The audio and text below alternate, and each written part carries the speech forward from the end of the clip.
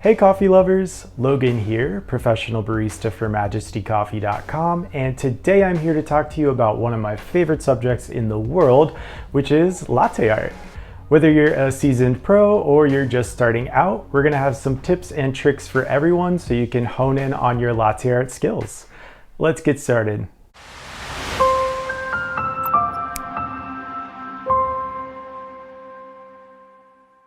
Alright, so let's start out with the basics. What is latte art? Essentially, latte art is the incorporation of steamed milk and espresso, and when done correctly, it is almost like a signature or a stamp on top to show you that the beverage was made with a little bit extra care. It's thought that the practice of latte art was started sometime around the turn of the 20th century after the invention of the espresso machine, though it wasn't popularized until the 80s and 90s in Seattle, which, fun fact, is where I've gotten most of my professional barista training. So there are two different types of latte art. The one that most people know would be free pouring, and the other one is etching or carving. Today I'm going to be showing you how to free pour latte art, which is the one more people are familiar with. So first off, let's go over the basics of latte art and the key components to making sure you get the best results.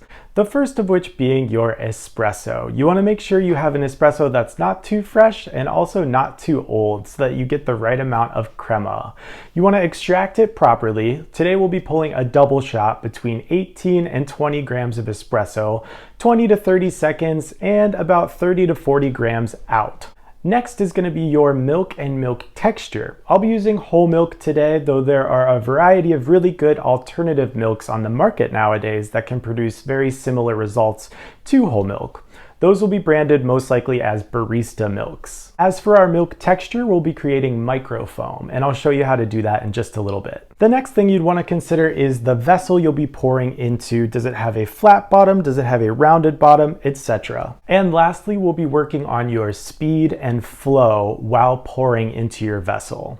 So today I'll just be pulling a shot and then steaming milk and focusing more on the milk portion, but if you'd like to see more about extraction and how to pull better shots, stay tuned for our extraction video coming soon on the Majesty Coffee YouTube channel. Alright, so let's talk about the actual act of pouring our milk into the pitcher and steaming. You want to make sure you have a good pitcher with a nice sharp spout so you get nice and crisp lines. You also want to make sure when you start steaming, completely submerging the steam tip into the milk and then pulling back slightly. So with my steam tip, I have 4 holes on the bottom. I'm going to completely submerge all of those and then pull out about 2 of those holes to slightly start incorporating a little bit of air and creating microfoam.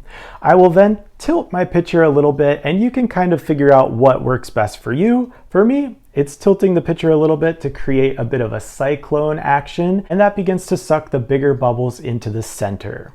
After you're done steaming, if you have any big bubbles left over, the next step is banging that on the counter just to release those bigger bubbles, and swirling, which helps keep all of the milk incorporated until you're ready to pour. When you're trying to pour a latte, speed is key. You want to try to steam your milk and pull your shots at the same time.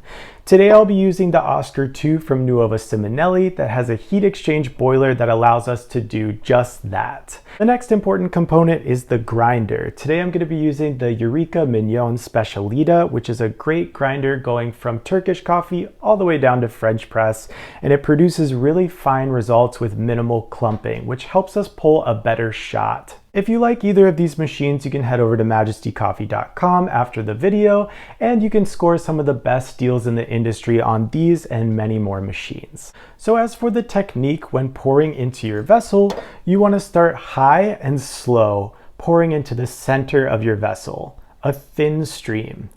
Once you fill about halfway, you can start to lower your pitcher closer to the lid of the cup, and then you can start to create your design.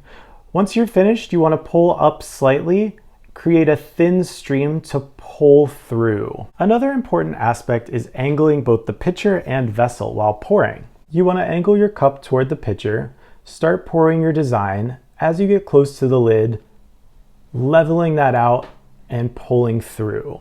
This really takes a certain amount of steadiness in your hands that develops over time, and it's okay if you don't get it right away. That being said, The biggest part of latte art is just practice, practice, practice. And for myself, I really didn't get good for quite a few years, and I still don't always produce the best results. Something that helped me when first starting out was filling my pitcher with water, grabbing a vessel, and just mimicking the motions of how it should look, which actually is very helpful. So those are the basic components of latte art, and we'll go over them a little more in depth as we are actually pouring our lattes. Today, the three designs I'm going to be focusing on are the heart, the Rosetta, and the tulip, and you'll see how each of those incorporates into the other. Let's get started. All right, so let's get started pulling a shot of espresso. And a key component here is making sure your portafilter is warm, clean, and dry before pulling your shot. Next, you want to make sure you have excellent, consistent, fluffy grounds. The Eureka Mignon Specialita really does a good job producing that for us.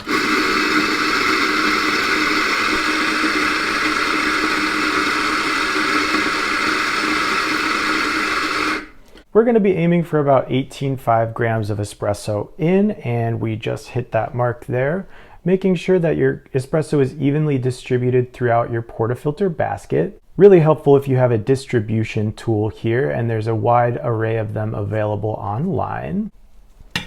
All right, we just want a even, steady tamp, and we want that tamp to be level. I do a little half twist at the end there. All right, so just set that to the side for 1 moment because we want to make sure we have our milk ready so we can steam and pull the shot at the same time. I'm going to portion out just a small amount of milk because I'm using a Gibraltar or Cortado glass.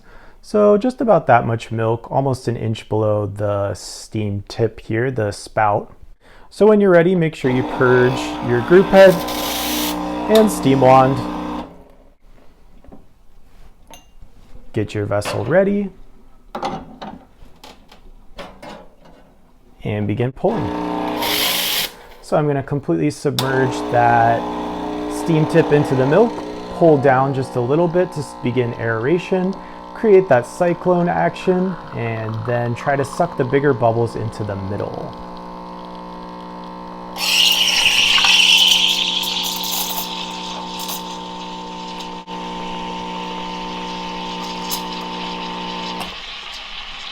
Really, it doesn't take too much aeration for what I'm aiming for, a latte or a cortado. There we go, purge your steam wand. So after tapping a few times, we've got that nice glossy looking milk here. Kind of should look like wet paint. I like to tap my espresso on the counter as well to release any big bubbles you may have in there. Swirling around just to make sure the crema looks nice and consistent, as well as keeping your milk swirling until you're ready to pour. All right, and once you're ready to pour, starting high and slow in the center of the cup, working your way around to create consistency, and we're going for a heart, so I'll just dip in, make that shape, and pull through.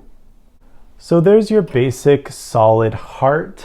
Once again, just starting high and slow in the middle, working your way around to create consistency, dipping in to start creating a blob, pulling up and creating a thin stream to pull through to actually create the crisp end of that heart.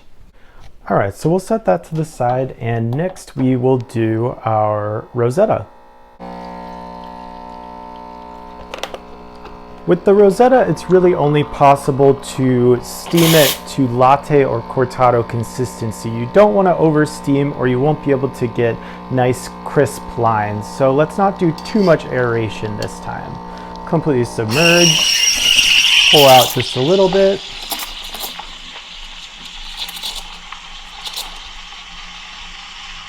That's looking good, getting the bubbles sucked into the center.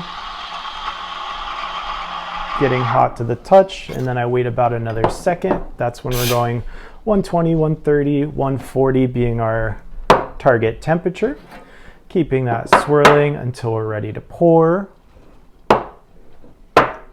Tapping out my espresso bubbles. All right, and here we go with a Rosetta.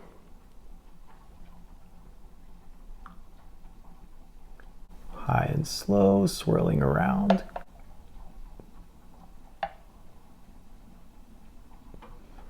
Creating that base layer.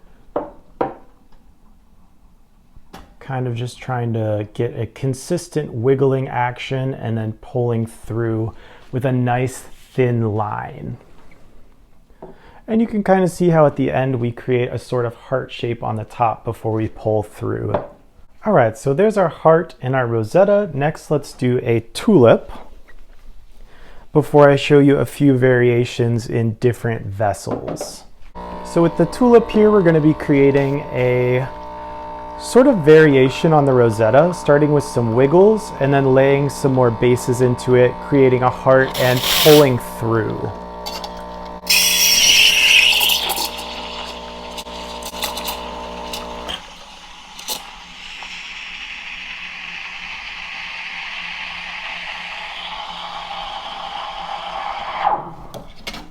All right, purge the steam wand.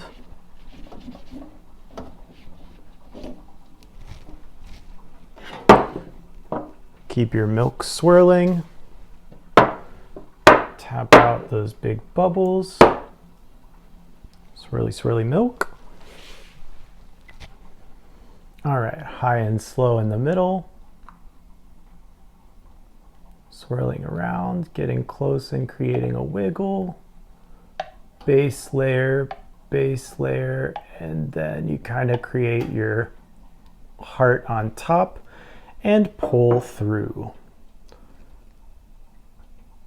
So you can kind of see with all three designs how they play into one another. The heart really being the first one you want to attempt because everything else kind of follows suit. So the heart and the Rosetta, I thought I picked up the quickest, and then the tulip kind of took me a bit longer to incorporate the two different techniques. So let's show you another design in a different vessel now. So as mentioned earlier, different vessels will react differently to you pouring into them. It's something you kind of just have to get used to over time. For this one, I'll be creating a tuletta, which is kind of a conjunction of a tulip and a Rosetta.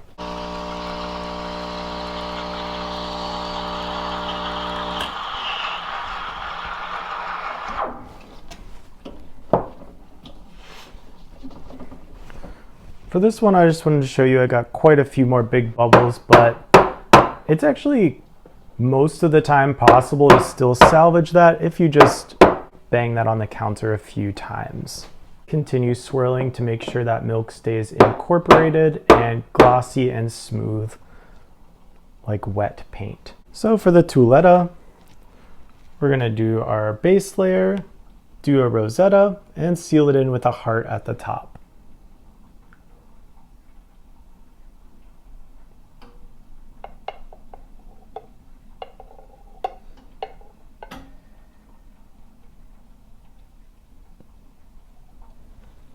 There's a simple kind of wonky version of that one, and you know, it's not always great, especially if your milk texture isn't quite as crisp as it should be, but you see the general gist of what I'm saying, where you put in those base layers. I did sort of rippled ones and then solid ones, and then you incorporate the Rosetta and a heart on top to seal that in. Our last drink, we're gonna do a rippled heart in this vessel. So for the rippled heart, we'll be incorporating the Rosetta and the heart.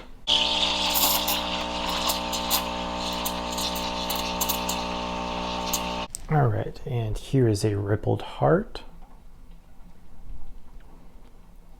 High and slow in the center, working your way around, getting close when it's time, creating those ripples and pulling through. There's our nice rippled heart, a combination between the solid and the Rosetta. So I hope you were able to learn something new here today. And if nothing else, the key takeaway is that practice, practice, practice is the only way to get better at your latte art. If you liked what you saw here today, please subscribe to our YouTube channel, comment any questions or future videos you'd like to see, and give us a thumbs up. After that, head on over to majestycoffee.com to score some really good deals on machines like the Eureka Mignon Specialita and the Oscar II, and many, many more. We've got customer support specialists standing by to help you via live chat or phone. So thanks for tuning in, and we'll see you next time.